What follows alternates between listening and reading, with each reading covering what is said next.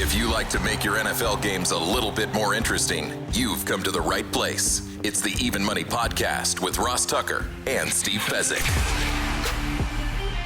Yeah, Vegas, baby, Vegas. It is the Even Money Podcast. We are, of course, presented by DraftKings. The crown is yours. I'm Ross Tucker, former NFL offensive lineman, 5 teams, 7 years. You guys know that. You can check me out on social media at Ross Tucker NFL. Check us out at Ross Tucker Pod. A lot of you like to check out the show on YouTube, youtube.com/Ross Tucker NFL. As a reminder, we may or may not get to some of your questions for my guy Steve today. If you ever become a patron, patreon.com/RT Media at the Tuckheads level, right? You automatically get to ask Steve a question. Or if you take advantage of any of our sponsors that you hear on the show, like Monarch Money, after you take advantage of that, just forward me the email, ross@rosstucker.com, and you get to ask Steve a question there as well. Steve, of course, is the great Steve Fezzik at Fezzik Sports on social media, only 2-time winner of the Super Contest. And this is really, we got 3 things going on today, Steve. Number one, just curious to get your thoughts on the Final Four. Obviously, we talked about it last week, but I'm curious just now that we've seen the Final Four play out, last night's game. 2, by the way, epic collapses, both involving Houston, wow, on Saturday night and again last night. And then I do want to get your thoughts just on betting golf in general. You know, we get a lot of new listeners, not a lot of new viewers at youtube.com/Ross Tucker NFL every week here to the Even Money Betting Podcast. So just curious about the betting guide. And then we did the NFC season win totals last week. We will do the AFC season win totals this week. But Steve, let's start with the Final Four. Florida able to win the whole thing last night. Just wild. I mean, I guess what I thought about it, thinking about you, was, I mean, how much of a favorite was Duke with a minute left? How much of a favorite was Houston with a minute left? And then they both lost. Yeah, absolutely. I would say Duke choked. Duke really, because they were the better team. You know, they were supposed to win the game, and they were up 14. So I put that in a completely different category than I do the Houston-Florida game, where, yes, it's true, Houston got up to a 12-point lead earlier in the game, but they never were safe. And, you know, sometimes the narrative is you want to find out why a team won or lost and the like, and it just winds up being random noise. And I really think if Florida and Houston played 100 times, I think Houston would have won a little more than half the time. But you know what? Sometimes it just comes down to the luck of the draw, and Florida made the plays in the final minute and Houston didn't. Was there any betting takeaways from these games, like moving forward? I guess what one I've heard a lot of people talk about how inexperienced Duke was in close games, and because of how young they were. Is that something that we should have thought about, that we should have taken advantage of, or is that more of like a hindsight thing? I think it's a great point that you bring up, that Duke, inexperienced and cupcake schedule. Turned out that Clemson was, and Louisville, both in the ACC, weren't even top 25 teams. So they didn't play any close games. And I think that showed down the stretch. My number one takeaway is just, you know, when you play in a big football stadium and you have a weird venue, especially like with that elevated floor, the backdrops are poor, shooting's poor, and we saw unders in the Final Four. Ooh, okay. I didn't realize that. Were they all unders? Yes. So I think that's something to take away. Another tournament where if you just did nothing but bet every game under, you made money. Okay. For the whole tournament.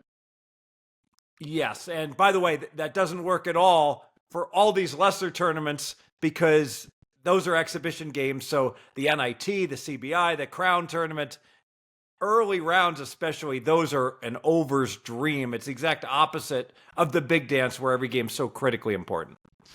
All right, let's move on because I do want to spend plenty of time on the AFC season win totals. So let's move on. We got the Masters this week, Steve. It's the biggest golf event of the year, comes right on the heels of the Final Four. And I guess I'm just curious as to, there's a lot of people that like to bet golf, like to bet the Masters. I know you have fairly strong opinions, not necessarily about specific players, but the right way to bet golfing. Yeah, so I don't like the needle in the haystack trying to pick the winner of the match. My preferred method would be find a matchup, find a golfer you like, find a golfer you don't like, and have them matched up. And I'll use an example like Xander Schauffele's pick him against Aberg. I have no expertise in this matchup, but each golfer's minus 110, Ross. So if you like one dude and you don't like the other dude, it is a natural bet to make to play the matchup. And you're playing into traditional minus 110 lines where you only have to be right 52.5% of the time to have an edge. That's where the pros I know attack it. Some pros also like to play, will a dude finish top 5, top 10, or make the cut? Those are bets that the pros typically are making much more so than trying to find, who's going to win. Because let's face it, only one guy can win. It's hard to make a lot of money just betting the winner of a tournament. Right. Except, and yet that's what a lot of people like to do.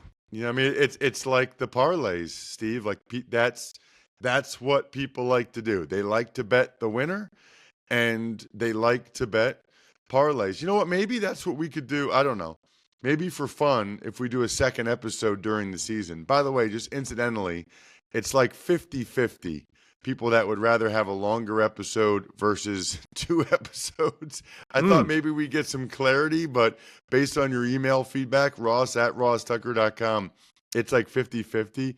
But maybe there's something to be said for that. Like, hey, we don't typically do parlays, but if you really like to do parlays for fun, this would be one that we would consider, or whatever the case might be, right? Just since, on some level, maybe we can help people out with the things that they like to do.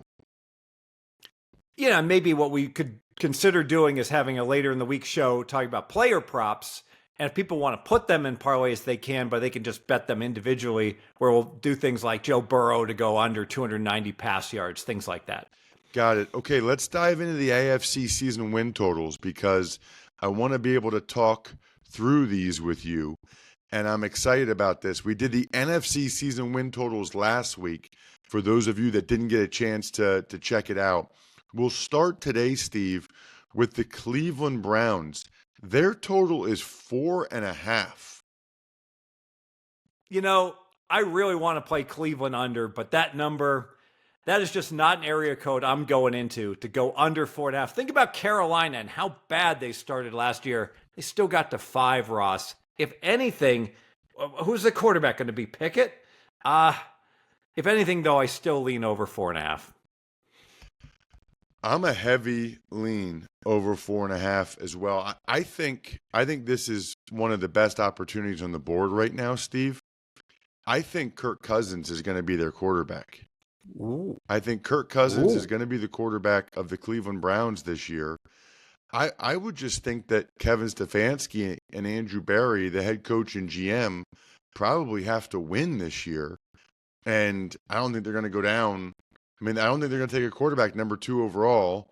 I don't think they're going down with Kenny Pickett, right? I think they try to figure out a way with Kirk Cousins. Now, the question would be, how good do you think Kirk Cousins will be and all that stuff? I actually think in Stefanski's offense with that team, I think he'll play at a pretty solid level, and I think they'll win. I don't know that they'll win a ton of games, but I think they'll win more than 4.5. So that would be a heavy lean to the over for me with the Cleveland Browns. The Jets, Steve, are at 5.5. I was all ready to play the Jets under. Don't like the coach, don't like the quarterback. But 5.5 is such a low number. Again, it's all about the number. I got to lean over. I think that's probably about the right number. When I look at it, I think, I think they're probably a 5 or 6 win team would be my guess. So I didn't see a lot of value there with the Jets. How about the Steelers? Now, this is an interesting one. Their total is 8.5. That's not based on Mason Rudolph. That's based on the market believing that Aaron Rodgers is going to be their quarterback. I love under. I know Tomlin's never had a losing season. Aaron Rodgers, he's 41. I mean, we've seen this before. If you're not Tom Brady, you fall off a cliff. Favre, MVP at 39, out of the league at 41. So absolutely, Pittsburgh under 8.5 wins. Got it. I kind of agree there. It's just the problem is it never happens, Steve. It never, ever, ever happens with Tomlin. They always find a way to at least get that 9th win. It's uncanny how they're able to find a way year after year after year. I would just say I'm a lean to the under on the Steelers at 8.5. How about the Chargers? Chargers numbers up to 9.5 there, Steve. Makes sense to me. Good coach, good quarterback. I think the Chargers have an excellent chance to win the division. I'm going over 9.5. Ooh, okay, over 9.5 for the Chargers. That number feels right to me. They're like one of those prove it teams to me that I need to see a little bit more from them. I feel like we're always hyping them up, but I need more than what we've seen from the Chargers. So 9.5 feels just right to me. This number stunned me, Steve. I had no idea. Do you realize at DraftKings, the Patriots total is 8.5? 8.5. Under. I get it. Everyone that's doing their work is like, New England's going to be so much better this year, and look at all that money they have to spend, and they're going to be upgraded. 100% agree. So instead of winning 4 games, they'll win 7. Maybe they'll even win 8. But did New England suddenly become a playoff team? I got to tell you, Ross, if you would have told me what did I expect this number to come, I would have said 7. And so at 8.5, I have to go under. I totally agree. I'm under on the Patriots. That is a high number. That is a lot of respect for Mike Vrabel. I thought the number would come in at like 6.5. To be honest with you, I am. That was the number that jumped out to me by far the most was New England. What about the Chiefs, Steve? They're back up in rarefied area again at 11.5. So this number didn't surprise me. I expected it, but it's just too high. Kelsey a year older, they lose a key lineman. Mahomes wasn't God last year, and let's face it, Kansas City didn't go 15-2 last year. They really much more had the stats of an 11.5 win team, and they'll be worse this year. I know maybe their receiving core will be better. I'm going to go under the 11.5. All right, Steve, we're always talking about our listeners and viewers winning some money. How about saving some money? I mean, finances can be messy, confusing. What are you doing to manage it? Because this is huge for your bankroll, right? I mean, so many of us spend money places you don't realize, whether it's streaming services or any other, monthly reoccurring payment. I just found out recently about Monarch. Awesome. Absolutely awesome. Even just helpful for my wife and I to make sure we're not both paying for the same thing. We noticed we were both paying for Netflix, which is just ridiculous. Anyway, huge fan of Monarch and getting control of your overall finances. It's called Monarch Money. Use code EVEN at monarchmoney.com in your browser for half off your first year. That's 50% off your first year at monarchmoney.com with code EVEN. 2 things I really like: drinking Labatt Blue Light and getting free stuff for drinking Labatt Blue Light or doing something I was already going to do anyway. That's the deal with rewards.labattusa.com. It's called Buy Beer, Get Gear. Whenever and wherever you buy Labatt, just make sure you take a picture of the receipt and then upload it to rewards.labattusa.com. Then you can start to get sweet gear like that mini fridge. That's amazing. Rewards.labattusa.com. Yeah, that number feels right to me. I think that they win 11 or 12 games because they're the Chiefs and that's what they do. So that would be a no play for me. I don't even have a lean really one way or the other. That number seems exactly right. What about the Texans at 9.5, Steve? I have gone back and forth on this. I do think DeMeco Ryans is a good coach. I think Stroud's a good quarterback, but there were chinks in both armor last year.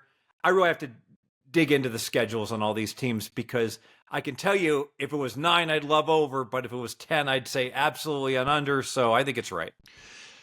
Yeah, I would just lean over. I kind of like the revamped offensive line. I like that they got Gardner Johnson on the defensive side of the ball. Some of the guys they added at receiver. I just don't know anything about this first year offensive coordinator. Nick Caley from the Rams. He's never done it before. Makes me a little bit nervous. So that's a no play for me. What about the Broncos, Steve? They are at 9.5. So I like everything that the Broncos are doing. But again, you talk about rarefied air, prove it. Whenever a team jumps up and is much better than we expect them to be the year before, and Bo Nix looks like the real deal, but now you got to win 10 games. I mean, I got to look under. Especially, Steve, I would say in that division, right? With the Chiefs and the Chargers, but also the Raiders are no longer going to be an easy win because they got, Geno Smith's a solid quarterback. So I think that's the right number for the Broncos. If anything, I might lean to the under there. What about the Jaguars at 7.5? So it really seems like Jacksonville, that's a city you go to as a free agent to get a nice paycheck, right? And you get trips to London. How many years in a row do we have to see Trevor Lawrence and company underperform under 7.5? Wow. Even with the new coach and the new regime, Steve's going under 7.5. I think that number's probably about right. I don't really know what to expect from Liam Cohen as a first-year head coach. He did a nice job with the Bucs offense, but this is a much taller task. There's weird circumstances around how he left to go to the Jaguars. Just I would say, a unique situation. What about, Steve, the Raiders? They are at 6.5. So I love the over. And I'm not a homer. I mean, plenty of times I'm betting against the Raiders. Every year, the Raiders' season win number is right at that level, 6.5 to 7. And they don't have a quarterback, and they don't have a coach. Well, now they have both. I mean, Pete Carroll's perfectly capable, and Geno Smith is at least an average starting quarterback in the NFL. Raiders should win 7 or 8 games. With that upgrade, I'm going over. I agree. Now, the only thing that gives me a little bit of pause is that division, but I'm with you, Steve. I think they're going to be much improved. How often do we talk about this? Coach, quarterback, by far the two most important things. And the Raiders have a significant upgrade at both. So I totally agree on the over 6.5 for the Raiders. I think they win 7 or 8 games. Now we got the Tennessee Titans, Steve. The Tennessee Titans, their total is 5.5. Boy, I think I lost more money on the Titans than any team in the NFL last year, where their stats had them almost an average team, and all they did was throw pick sixes, turn the ball over, terrible special teams. That's a really, really low number given their stats. But I've just been burned so much. Rookie quarterback comes in, uncertainty. I'm going to pass. So that feels like the right number to me. I think they're going to take Cam Ward, number 1 overall pick. I'd be surprised if they don't. So this really, on some level, Steve, becomes a Cam Ward bet, right? How do you feel about him? You think he's going to be like Jaden Daniels? or some of these other rookie quarterbacks last year and play really well, then you should take the over. If you're not so sure, then I would lean more towards the under or a no play there. How about the Dolphins, Steve? I feel like the Dolphins are 8.5 every single year, and here they are, Dolphins 8.5 yet again. Yeah, and they won 8 games last year. They got outscored by 20 points, and it feels like they're probably going to do it about the same this year. The Cheetah's a year older. 8 wins, so I go under 8.5. That number seems right to me. I think they win 8 or 9 games. Remember, they did nothing without Tua last year. Nothing. They had the worst backup quarterback situation we've ever seen. They think that they're better there with Zach Wilson, but if Tua stays healthy, I think they get to 9 wins. So that's a no play for me. The Colts are an interesting one. The Colts are at 7.5, Steve. I was thinking the Colts could be sneaky good. Because if Richardson, in an ideal world, I think Jones actually is probably a little better than Richardson because he's more consistent. And the fact you've got 2 quarterbacks there, you're not dependent upon Richardson being able to play. I like Steichen at coach. I think the Colts should be able to be right on the cusp of a 500 team, and that means I got to go over 7.5. Yeah, this is a heavy lean to the over for me. I've written about this. I think Daniel Jones is going to have a nice year with Shane Steichen. I think they end up being the second best team in that division behind the Texans. And I think 8 or 9 wins a lot more likely than 6 or 7. So give me the over for the Colts as well, Steve. I'm with you. How about some of these better teams now? How about the Buffalo Bills? They too are at 11.5, Steve. Yeah, so my knee jerk whenever it's 11.5 is to lean to the under. But if I have a good quarterback and a good coach, I like going over. They cancel. An elite team should be at 11.5. Buffalo's elite. I'll pass. Yeah, I think that number feels about right to me. I think the Bills win 11 or 12 games. I'm not going to go over, but I do think they're more likely to win 12 or 13 than they are 10 or 11 because I think they'll be in the mix for the number 1 pick. For the number 1 seed and all that stuff. And every game they'll need like blood down the stretch. So I forget what the most well-known drink is at the Masters. I do know this. If it has Smirnoff vodka in it, it'd be delicious. And Smirnoff vodka isn't going to cost you a fortune, which, by the way, is one of the things the Masters is known for, right? It doesn't cost you a fortune for the food and the drinks there. Huge fan of Smirnoff because they've been sponsoring our show for a while. They're the official vodka of the NFL. And they're my number 1 draft pick, with the draft being a couple weeks away. Please drink responsibly. Smirnoff number 21 vodka, distilled from grain, 40% alcohol by volume. The Smirnoff Company, New York, New York. Please not share with anyone under legal drinking age. I'm telling you, Smirnoff should be your number 1 draft pick when it comes to vodka. Been waiting to get your thoughts on this one. Your hometown team, or where you grew up at least, Steve. The Cincinnati Bengals are at 9.5. I'm going to look over. Maybe I'm a homer. Bengals win 9 last year, and the reason they don't win 10 is they dunk off the first game like they seem to do every year. They lose to the Patriots. If they win that game, then they have 1 more win, and then their season win number this year would have been 10.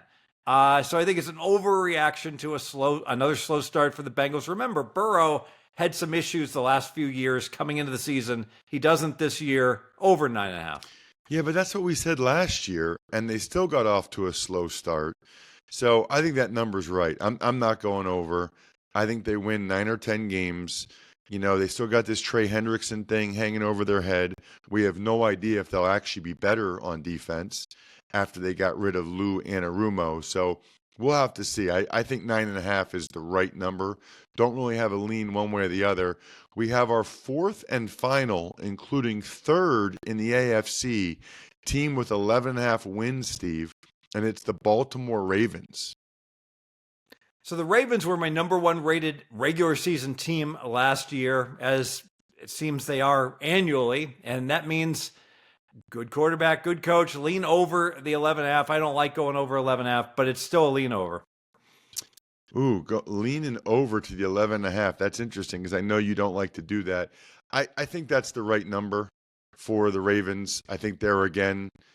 I think the Chiefs, Bills, Ravens. I think 11.5 is the right number for all of them. Wouldn't be surprised if they all end up at 12 or 13. So I'd have a slight lean to the over for them, but that's all it would be. It looks like we do have time, Steve, to get to an email question, which is awesome. Nick Reed, he rated and reviewed the show on Apple Podcasts and sent it to us, which is pretty awesome. So remember, if you do anything extra for the show, forward that confirmation or that proof to me, ross@rosstucker.com. You go to the top of the queue. Ross and Fez, loyal listener here, love the pod.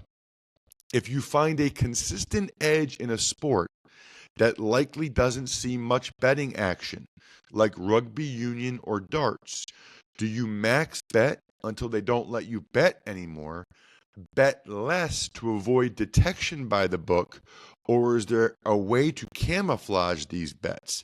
Thanks for all you do, and let's go 2 pods a week next season. That's from Nick Reed, Steve. What a great question. So, and this happens all the time that you find inefficiencies in a marketplace. An example might be like the UFL. Maybe you spot something in terms of first half betting versus game betting, things like that, and you don't want the book it to become obvious how you're beating them. This is the case where parlays can actually work very well. So instead of betting straight bets, just go ahead and take baseball games every day that you like and parlay that with your edge and pop it in and make smaller bets that fly under the radar. And let's say, instead of trying to like beat your chest and say, look at me, big man, bet $1,000, max limit 500, max bet 500. No, just be cool. Bet like 5 $200 parlays with your 5 favorite baseball games. They won't even know you're there as you're making those bets, and then you can ramp it up. Ooh, very interesting, Steve. I love questions like that because I know you, our buddy Paul Roberts, I know I hear about people getting limited a lot, so I love that. Speaking of limits, next week we'll take our first crack at NFL draft bets. We'll have 2 weeks where we'll talk about NFL draft bets. Next week will be week number 1. Check him out at Fezzik Sports. I'm at Ross Tucker NFL. We are at Ross Tucker Pod. Good luck, everybody. Hope you guys win some money this week. Thanks for tuning in to Even Money. Make sure to also check out the Ross Tucker Football Podcast, Fantasy Feast, and College Draft, all on the DraftKings Network, YouTube, or subscribe to the podcast on your favorite platform.